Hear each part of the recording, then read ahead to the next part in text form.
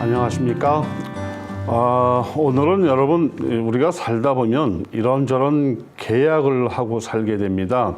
우리가 지난 시간까지 했던 가정법, 남자와 여자의 두 사람의 계약도 계약이지만 한 세상을 살다 보면 알게 모르게 중요한 계약들을 많이 하게 됩니다. 계약을 잘못해가지고 그래서 생긴 문제들이 많죠. 심지어 계약 하나 잘못해가지고 사인 하나 잘못해서 한평생 남의 빚 갚아주느라고 고생한 사람도 있고, 또 계약 하나 잘못해서 그걸로 형사처벌 받은 사람도 있고, 아주 복잡한 경우들이 많습니다. 그런데 더더군다나 남의 나라에 와가지고 잘 알지도 못하는 영어로 계약을 하려니 얼마나 힘이 듭니까? 그래서 문제가 생기는데, 여러분, 법원에 나가서 소송을 할 때는요, 법원에는 두 가지 말이 없어요. 통하지가 않아요. 무슨 소린가 하면, 제가요, 영어 못해서요. 영어 못해서요는 법은 통하지 않아요. 두 번째는요, 법을 몰라서요. 그것도 통하지 않습니다. 미국에 사는 시민이라면 누구나가 영어는 해야만 합니다. 법은 알아야만 합니다. 라는 전제하에 모든 것이 진행돼야 합니다. 그러니까 영어가 부족하면 더 공부해야 되고, 공부는 지금 나이가 몇인데 영어를 해요? 그럼 통역하는 사람 써야 되고요. 그 다음에 법을 몰라서요. 법 모르지요. 일반 시민들이 어떻게 법을 알아요? 특히 우리나라 사람들은 법원에서 표창을 준다고 해도, 훈장 준다고 해도 법원이나 경찰서는 안 가거든요.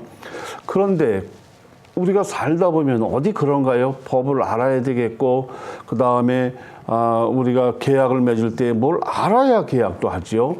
그래서 이런 거 저런 거를 굉장히 아주 어렵게 되는 경우들이 많습니다.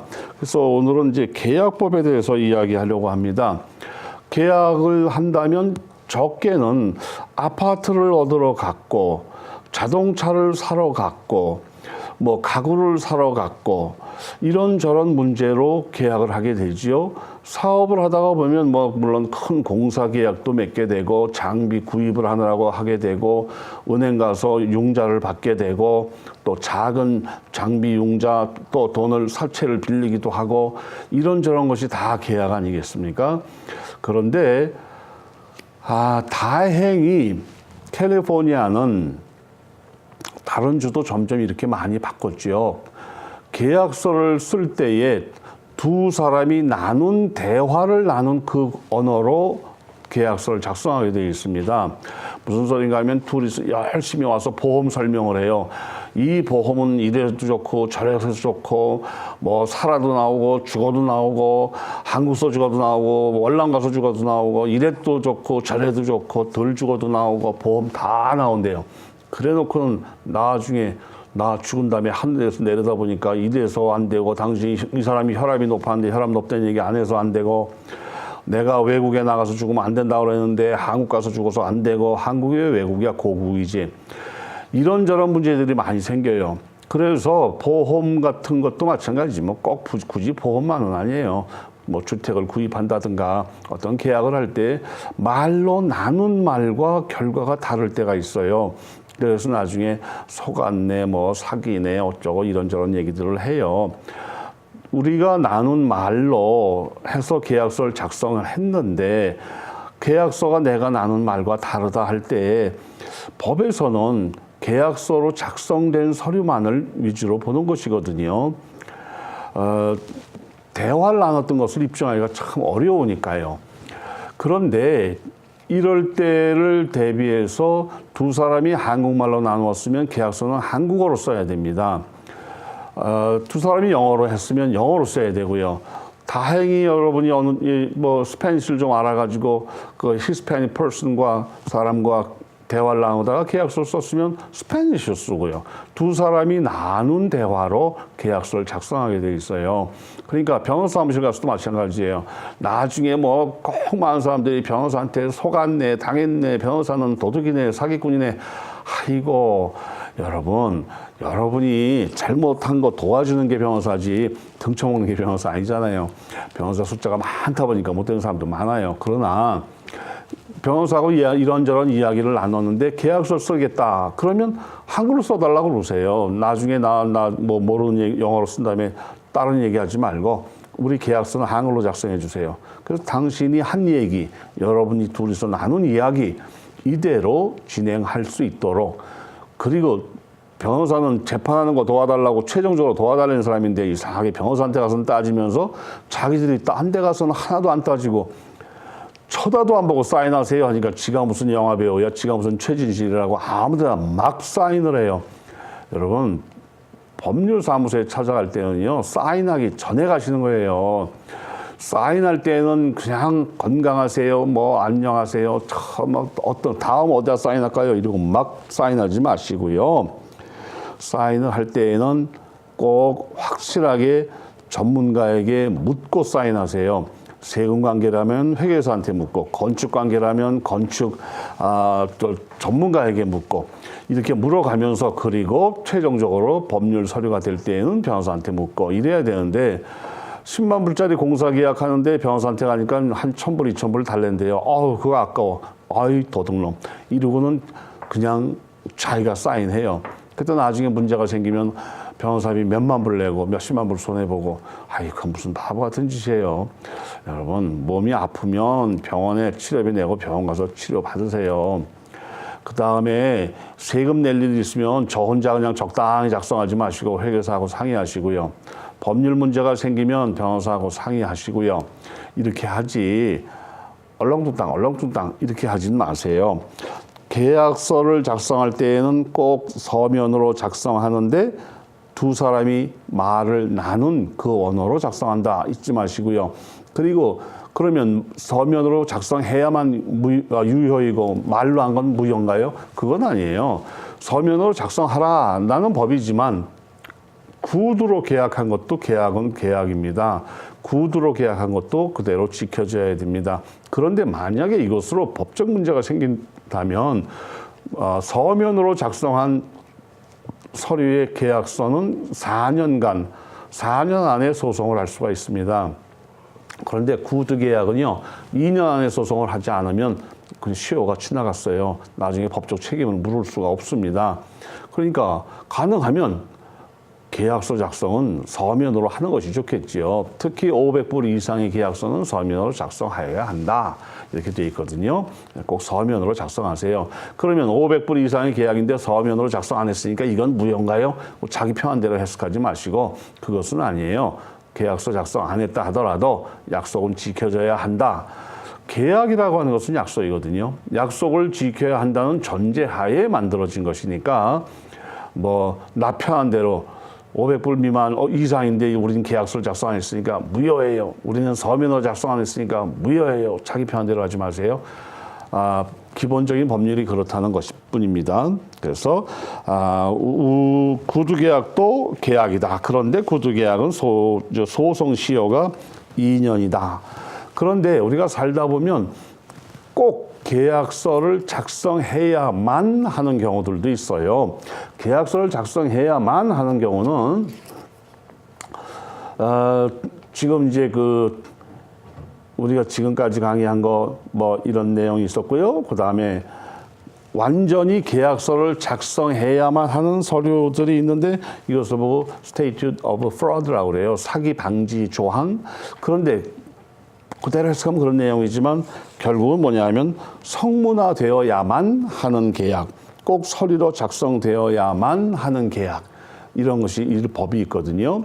첫째가 500불 이상의 계약입니다. 500불 이상의 계약은 여러분 가능한 한 서면으로 작성한다는 것을 잊지 마세요. 우리 그냥 우리끼리 아는 사람끼리 우리 같은 믿는 사람끼리 교회 다니시죠? 저도 권사예요. 집사님이시죠? 이런 사람들이 꼭 문제 생겨요. 제발 그런 거 하지 마세요. 여러분, 소송은 누가 할까요? 아주 친한 사이요. 고등학교 동창. 이 세상에 제일 친한 사람이 고등학교 동창이거든요.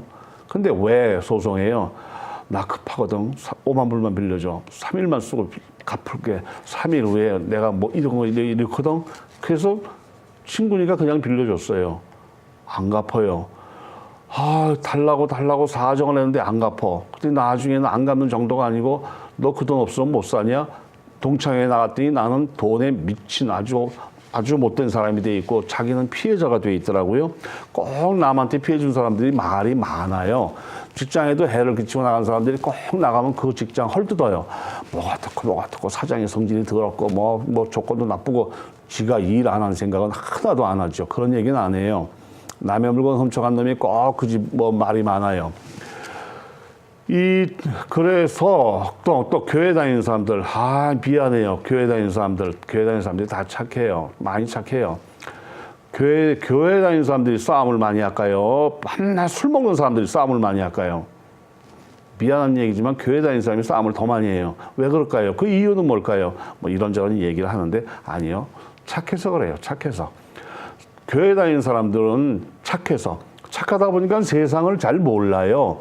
인사를 했는데 이 사람이 못 봤어요. 그냥 그래 이젠 장로 됐다 이거지. 나 같은 건 인사 안 받는다 이거지. 아니 그냥 못 봤어요. 또 인사했더니 그래 사모님은 나 같은 건 안중에도 없다 이거지. 아이고 그 사모님이 못 봤다고요. 또 사모님이 옷을 이쁘게 입고 나가요. 그래 이젠 11조 좀 들어온다 이거지. 왜요? 그냥 나갔대요. 왜? 돈이 안 들어오나 궁상을 떤다 이거지. 뭔 이렇게 말들이 많어 도무지가. 이해하면 될 텐데. 근데 술꾼들은 잘 안 싸워요. 술 먹다 싸워요. 선배면 나야. 너 막 싸워요. 싸우고 나서 그 다음날 전화와 해요. 형님 잘못했습니다. 죽을 죄를 졌습니다. 그럼 또 상대방도 임마 무슨 술 먹고 넌 그따구냐. 알아서 오늘 저녁에 술 다시 한번 해. 또 이러고 또 그 다음날 잊어버려요. 근데 교회 사람들은 안 잊어버려요. 한번 삐치면 죽을 때까지 안 잊어버려요.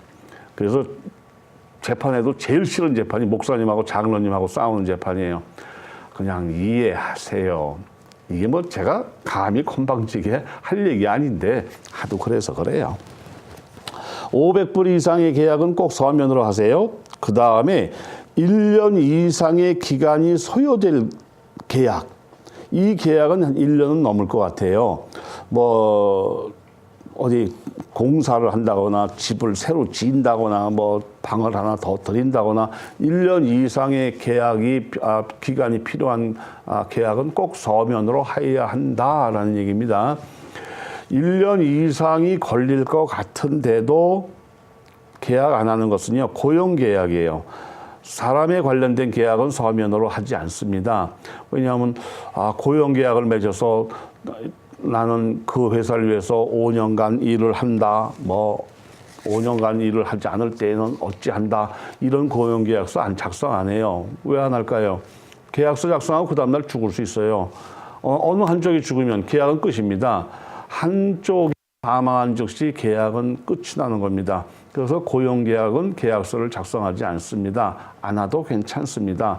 그러니까 작성한다고 그래가지고 왜 하세요? 이러진 마세요. 작성할 수도 있죠. 작성하는 회사도 있고 특히 어떠한 베네핏을 준다 이래가지고 작성하기도 해요. 그러나 그것은 사람이 죽는 것으로 끝이 날 수 있다라는 거 기억해 두시고요. 그 다음에 모든 부동산 계약이요. 모든 부동산 계약은 서면으로만 해야 합니다. 서면으로 작성하지 않은 부동산 계약은 무효입니다. 그러니까 내가 이 집을 너에게 준다. 아이고 고맙습니다. 이러고 말로 했어요. 그랬다가 미안해. 내가 필요해. 너 나가. 그런 법이 어디 있어요. 그런데 무조건 부동산 계약은 서면으로만 작성되어야 하고 서면으로 작성되지 않은 부동산 계약은 무효입니다.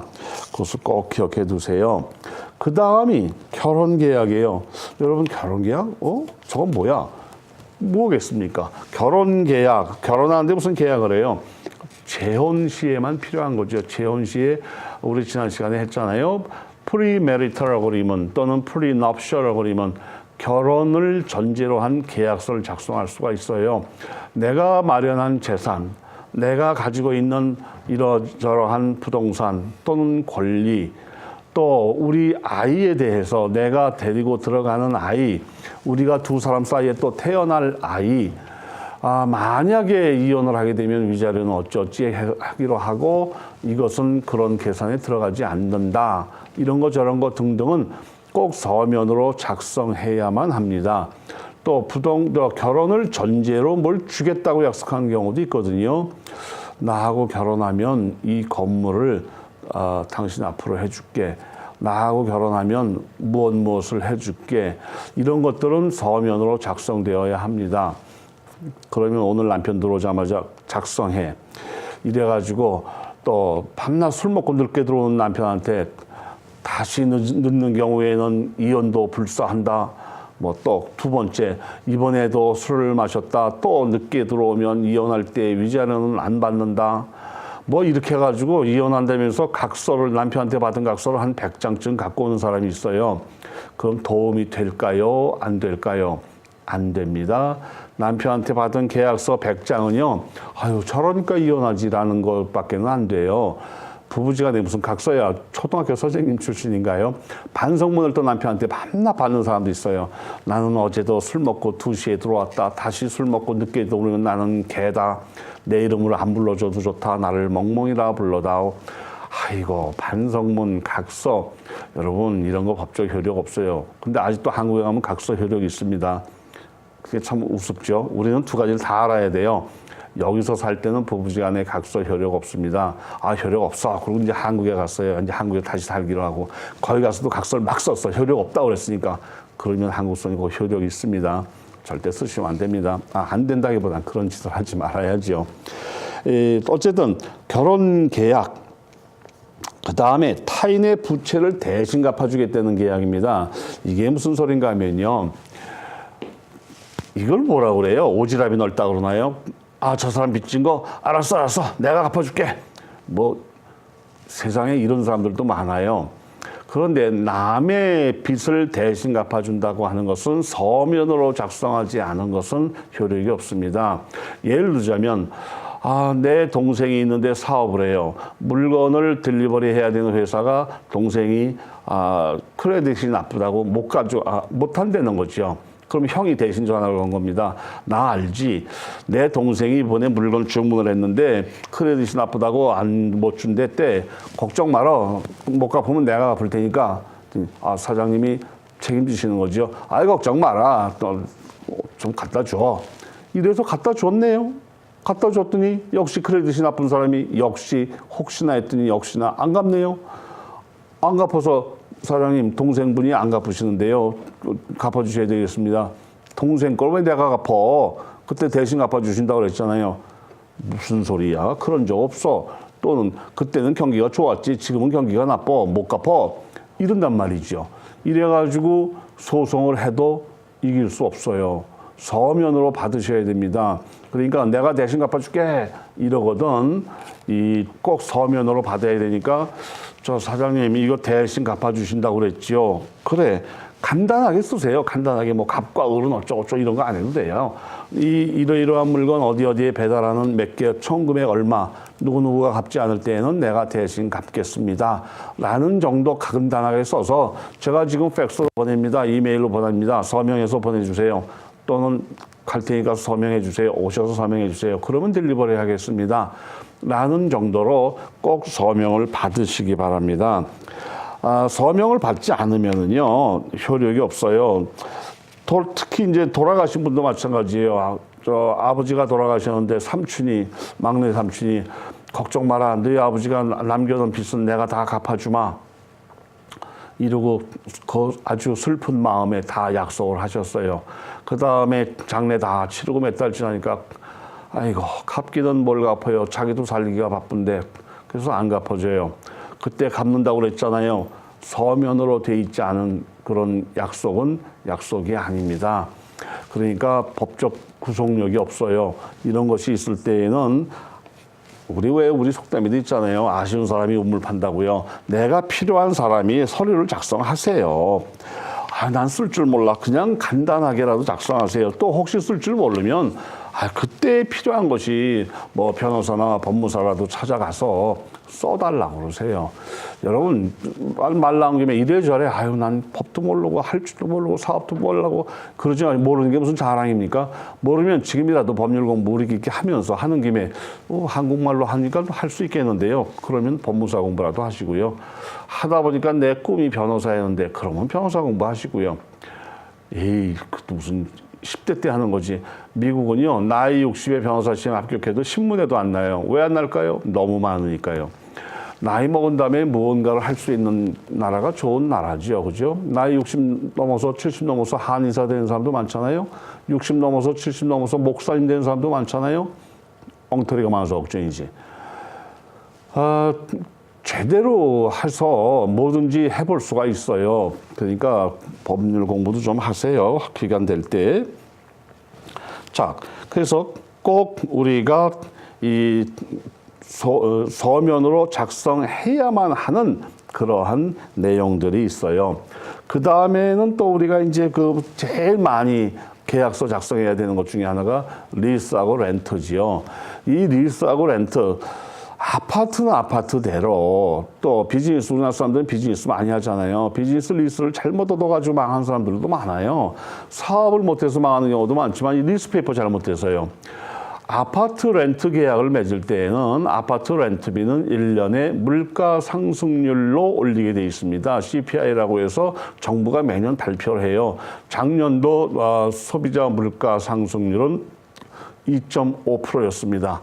이 정도. 보통 뭐 옛날에 나라가 못된 나라들은 뭐 10%, 20% 뭐 막 오르지만 뭐 여기는 미국은 한 1.7%에서 한 2.5% 정도 올라요. 그러면 렌트비도 그만큼 올려야 됩니다. 렌트비 1년 살았더니 예, 30% 올리겠습니다. 이건 불법이에요. 그렇게 하면 안 됩니다. 그래서 아파트 렌트에서부터 또 건물을 이제 얻잖아요. 건물을 얻어서 비즈니스를 하는데 그러면 제일 먼저 해야 되는 게 리스페이퍼잖아요. 근데 우리나라 사람들한테 좀 뭐 특히 사업 많이 하는 사람들이 한 가지 좀 나쁜 점이 하나 있어요. 무조건 기간은 길게 몇 년 리스 할까요? 뭐 한 10년 하죠. 아유, 그러세요. 그럼 10년 리스 계약하신다면 제가 프리렌트를 한 2달 드리죠. 좋아. 그래가지고 이제 리스 계약을 맺어요. 그런데 10년 리스 계약하고 중간에 나갈 기회가 엄청 높죠. 왜냐하면 사업을 하다가 망하는 사람이 80%가 2년 안에 망한다고 그랬습니다. 그럼 나도 2년 안에 이 건물 나가야 될 가능성이 높잖아요. 근데 내가 리스 계약을 몇 년 했냐? 10년 했단 말입니다. 그럼 나머지 8년이요. 망했는데 아니요. 망했는데 뭐로 끝날 거 아니에요. 그거 따라와요. 끝까지 따라옵니다. 당신 나머지 8년 지내세요. 제가 망해서 나가는 마당입니다. 망해서 나가는 건 당신 사정이고, 당신 계약을 하는 바람에 난 딴 사람 못 줬잖아요. 당연하죠. 그거 내야 되는 거예요. 그럼 8년치를 다 내요. 한 달에 5천 불인데, 1년이면 6만 불인데, 그럼 10년이면 48만 불인데, 내야 돼요. 아이고, 곤란하네. 그러면 여러분이 서브리스 할 사람을 얻어야 돼요. 서브리스라는 건 뭐냐 하면, 나 대신 여기 들어가서 이 건물을 써줄 사람을 보고 서브리스라고 그래요. 그래서 서브리스 하실 분에서 그건 내가 찾아야 되는 겁니다. 세입자가 찾아가지고 서브리스 할 사람을 뒀단 말이에요. 그런데 남들이 잘 안 들어온다고 그러니까 내가 렌트비 디파짓 2달치 한 거 안 찾아갈게요. 그리고 하세요. 그래서 서브리스를 얻었어요. 서브리스를 얻었더니 이 사람도 똑같잖아요. 나하고 똑같죠. 2년 안에 망할 수 있는 확률이 80%인데 그 사람도 한 1년 6개월 하더니 장소가 나빠서 그런지 안 돼요. 나는 동쪽으로 가라는데 서쪽으로 와서 안 되나? 어쩌고 저쩌고 저 잘못해서 안 된다는 소리들은 안 해요. 다 풍수지리 따지고 못 따지고 남의 탓이랍니다. 그래서 또 망했네요. 그럼 내가 다시 또 책임져야 돼요. 난 도대체 언제까지 책임져야 돼요? 10년 동안이요. 그러니까 왜 리스 기한을 길게 잡아요? 길게 잡아야 된다고 그러더라고요. 왜냐하면 내가 무슨 마켓을 하는데 리스 기한을 짧게 잡으면 안 팔린다고 그래가지고 권리금 받고 팔으려고 길어야 팔린다고 그래서 미용실을 차렸는데 짧으면 안 팔린다고 그래서 길게 잡았어요. 잘 됐을 때 파는 생각만 했지 무슨 잘못됐을 때 빠져나가는 생각은 안 했거든요. 사업하면서 잘못됐을 때를 생각하는 사람이 있어요. 잘 됐을 때 어떻게 할까? 잘 됐을 때 걱정들은 끔찍해 해요. 여러분, 잘 될 확률보다는 안 될 확률이 훨씬 높아요. 그래서 서브리스라는 것이 책임을 계속 져야 됩니다. 내가 서브리스를 남에게 주면 그 사람에게 권리만 준 겁니다. 그 건물을 당신이 사용할 수 있는 권리를 당신이 갖는다. 이런 얘기고, 의무는, 렌트비 줘야 되는 의무는 나한테 그대로 남아있는 겁니다. 그러니까 서브리스가 아니고 그럼 나 완전히 빠져나가는 방법은 없나요? 이것을 빠져나가는 방법을 보고 어사인먼이라고 해요. 근데 어사인먼은 건물 주인이 뭐 동의하나요? 저는 좀 완전히 빼주세요. 뭐 망한 사람 붙잡으면 뭐 하시겠어요? 이러지만 건물 주인 입장에서는 두 사람 붙잡는 게 좋잖아요. 원래 리스 사인 한 사람과 서브리스 들어서 한 사람과 두 사람을 잡고 있으면 좋죠. 그런데 난 빠질 테니까 저 사람한테만 주세요. 그 사람이 크레딧도 좋고 능력도 좋고 아주 뭐 모든 것이 완벽하다면 뭐 그렇지만 모르잖아요. 그 사람도 몇 달 만에 그만둔다고 그럴지. 그러니까 어사인먼은 잘 안 해주려고 그래요. 그래서 서브리스를 넘겨야 되는데 이 서브리스는 굉장히 위험 인자가 높다라는 것을 꼭 기억하셔야 됩니다. 그러니까 이 리스 얻을 때 너무 긴 기간만 고집하진 마세요. 나중에 꼭 팔기 좋으려고요. 아이고, 팔기 좋기는 나 망해서 나갈 생각은 왜 안 하나요? 이래 가지고 그 서브 때문에 그 서브리스를 완전히 끝내고 그 계약을 완전히 파기시킬 수 있는 유일한 방법은요, 파산밖에 없거든요. 근데 파산할 정도까지는 아닌데 리스 계약 잘못했다 파산된 거죠. 이런 거 좀 신경 쓰셔야 돼요. 우리 다음 시간에 리스 렌트 계약에 대해서 계속 하도록 하겠습니다. 오늘 여기까지 합니다. 감사합니다.